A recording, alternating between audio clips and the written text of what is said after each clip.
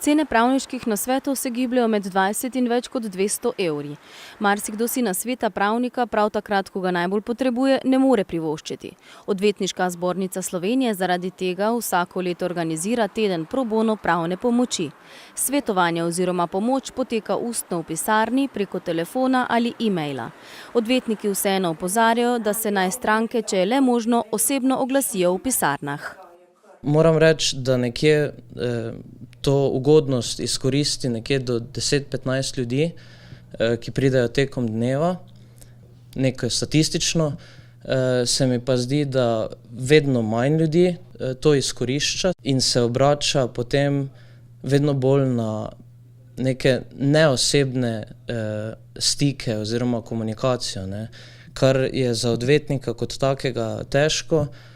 Dejstvo je, da pred sabo nima papirjev, niti človeka, se pravi, je težko odgovarjati skratka na vprašanja, če ne vidiš neke situacije oziroma ozadja.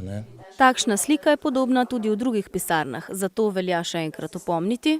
Neosebna komunikacija se mi zdi, da je napačna. Ni pravilen pristop, da bi lahko ljudje to pravilno izkoristili dan pro bono. Odvetniška zbornica želi pomagati predvsem tistim, ki so najbolj pomoči potrebni in ki si zaradi pomanjkanja denarja ne upajo prestopiti praga njihovih pisarn.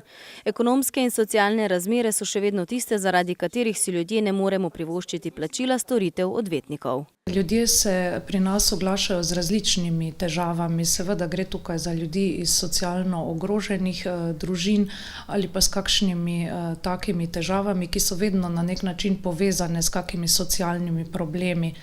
Zdaj večina jih išče pomoč z področja, bom rekla, tudi izvršb, izvršilnih postopkov. Veliko je takih, ki se znajdejo kot dolžniki v postopkih, pa si potem ne znajo pomagati. Tudi je nekaj kazenskih zadev.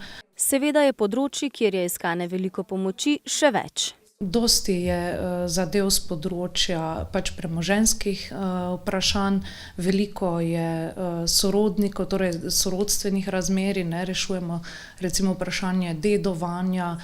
Zavod PIP v Mariboru za razliko od ostalih brezplačno pravno svetovanje nudi vse delavnike v letu.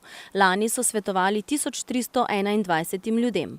Dnevno na zavodu sprejmejo do 8 oseb, za nasvet pravne pomoči pa se je treba naročiti. Lahko se pa naročijo občani občin, ki sofinancirajo našo dejavnost. To so Mestna občina Maribor, Miklavž na Dravskem polju pa občina Hoče - Slivnica. To so ena kategorija. Druga kategorija so pa recimo študenti Univerze v Mariboru. To pa je o podpori študentske organizacije Univerze v Mariboru. Torej te kategorije se lahko vedno obrnejo na nas in se bodo potem naročeni na prost termin in dobijo brezplačno pravno svetovanje. Na svetovanje se lahko obrnejo prav vsi. Zdaj, kar se tiče oseb, ki se obračajo na nas, je kar razdeljeno, enakomerno po vseh starostnih skupinah. Kar se tiče starejših, je tu mogoče najbolj socialno pravo, kakšne spis odločbe, potem tudi potrošniško pravo, izvršbe, žal tudi osebni stečaji. Več je teh civilnih zadev, torej zemljiško-knjižne stvari, manje pa zagotovo nekih takih prekrškov pa kazenskih zadev.